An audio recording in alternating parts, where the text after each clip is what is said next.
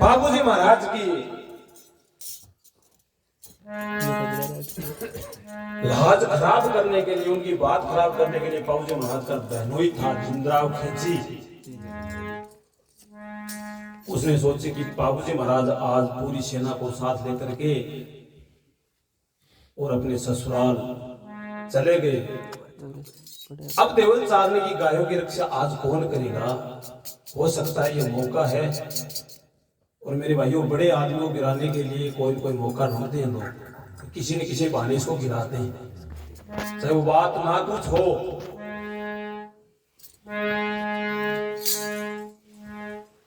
तो देवल चारने की जब वो जिंद्राव खींची 9 लाख गाय खोल करके ले जाता है, उसमें देवल चारनी पहले तो अपने घर में बैठी बैठी बाबूजी महाराज को याद करती है कि हे बाबूजी महाराज, आपने कौल वचन किया था। पर फिर भी बाबूजी महाराज हाजिर नहीं हो पाए, तो देवल चारनी ने चील का रूप बना करके जिस महल में, जिस घर में बाबूजी महाराज के फेरे हो रहे थे, वहां उस महल के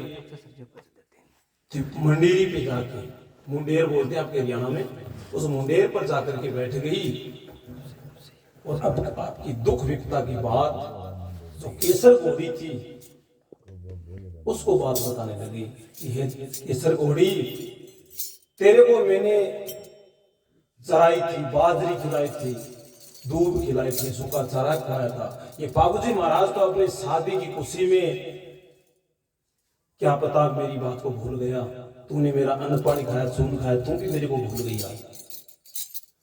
तो केसर घोड़ी अपने खूंटे पे खड़ी नाचने लगी, कूदने लगी, क्योंकि जिसकी खाई बाजरी उसकी बजानी पड़ती है हाजरी। सही बात है। देवल चारने को देख करके ने केसर घोड़ी अपने खूंटे पे नाचने लगी। बाबूजी महाराज ने अपना साथी था भाई चांदो जी, उसको कहा, ये चांदा भाई,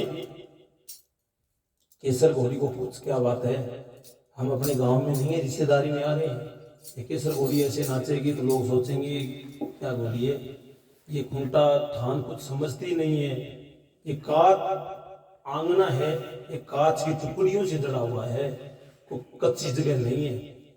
ये बाबूजी महाराज का गांव था, वो कच्चे दोरों का था। चांदो जी ने कहा, महाराज इसको याद तो अपना गांव याद आ गया, उसकी खुशी में ये सोच रही कि हम तो कच्चे भी खड़े हुए, वैसे नाच रही है, या इसका पेट दुखता होगा। लेकिन केसर घोड़ी तो किस कारण नाच रही थी, वो बात चांदो जी नहीं समझे। फिर बाबूजी महाराज ने एक फेरा ले लिया, 2 ले लिया, तीसरा फेरा जब देखा तो बाबूजी महाराज की नजर उस देवल चारने की तरफ गई। जब चील बनी हुई देवल चारने मुंडेर पे बैठी, बाबूजी महाराज देख कर वो बात याद आ गई, ये देवल चारने मुझे एक क्षमा करो, मैंने जितने फेरे ले लिए वो ले लिए, आगे फेरे नहीं लूंगा। 3 फेरे ले लिए, अब आज अपने 3 फेरे शायद आगे महिला चलती है, चौथे फेरे में मर्द को आगे करते हैं, 3 में मर्द लेता है, चौथा महिला आगे होती है। सब 3 फेरे पूरे हो, चौथे फेरे को पंडित जी महाराज ने कहा नबी एक चौथा फेरा तो और लेना पड़ेगा। तो बाबूजी महाराज ने 4 फेरे लेकर के अपनी रानी का पल्ला था वो हटा दिया। बाबूजी महाराज की रानी थी सुप्यार कंवर। कहा महाराज मेरे में क्या अवगुण है, कौन सी कमी है, मैं एक बड़े राजकुमार की बेटी थी, आज आप 4 फेरे लेकर के मुझे छोड़ के जा रहे हो। इस धरती पे प्रथा है 7 फेरों की, और आप 4 फेरे लेके, मेरे में कोई कमी तो निकाल लो, लोग मेरे पिताजी को कैसे जीने देंगे। सही बात। बाबूजी महाराज ने कहा नहीं रानी, आप में अवगुण नहीं है, गुण बहुत है, लेकिन मैंने देवल चारने के पास शर्त रखी थी कि ये देवल चारने, तेरे में जब कोई भीड़ पड़े तो मुझे याद कर लेना। आज मेरी देवल चारने की 9 लाख गाय जिंद्राव खींची, चुरा करके ले गया, और चुराई हुई गायों पे हिंदू का धर्म नहीं होता, फर्ज नहीं होता कि मैं तेरे साथ फेरे लूं। जय हो। मैं मेरे कौल वचन पूरे निभाऊंगा। 4 फेरे हो गए, 3 फेरे अगले जन्म मिलेंगे, कभी मिलेंगे तो देवल चारनी वहां खड़ी बाबूजी महाराज को याद कर रही कि आज मेरी नोर लगाए जिंदरा किसी चुरा के ले गया है महाराज, जल्दी करके आ पाओ। तो बाबूजी महाराज इस प्रकार देव चारणी के हाजिर हुए और अपनी नोर लगाए वो छुटा करके लाए और देव चारणी के पास